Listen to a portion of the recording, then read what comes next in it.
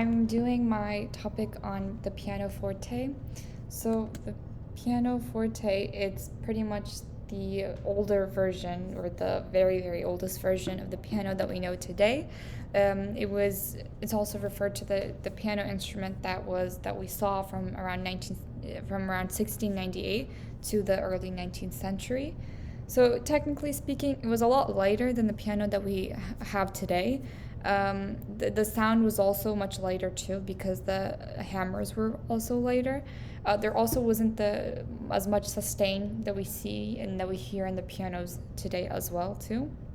And later on, I want to show you guys a little piece from from the oldest piano from 1732. But yeah, the inventor for it. Oops, I'm going to show that later. The inventor for it was Bartolomeo Cristofori, who invented it in 1968 in Florence, Italy. He continued to work on its development until the 1720s, and then other inventors after that, came and added some stuff to it, changed some stuff around. At one point, the pianoforte was like a rectangular shape instead of like the more triangular one that we see today, as you see on the right.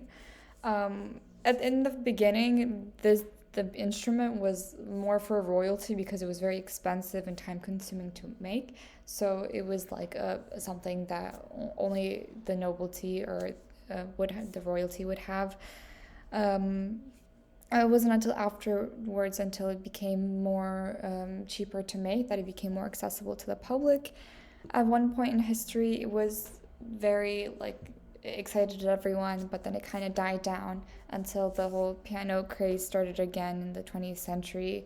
And that's when, we saw a lot more public performances, a lot more pieces, even like music competitions too for the pianoforte. Personally, I want to make you guys listen to it too. I personally don't like the sound of the earlier pianofortes because it just sounds like metallic, which you guys will see now too. But it's still interesting.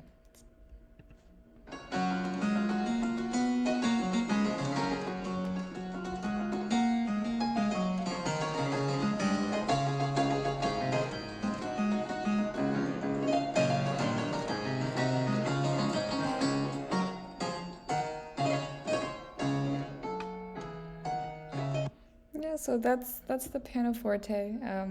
It's cool to find out where it came from. And I hope you guys enjoyed the presentation.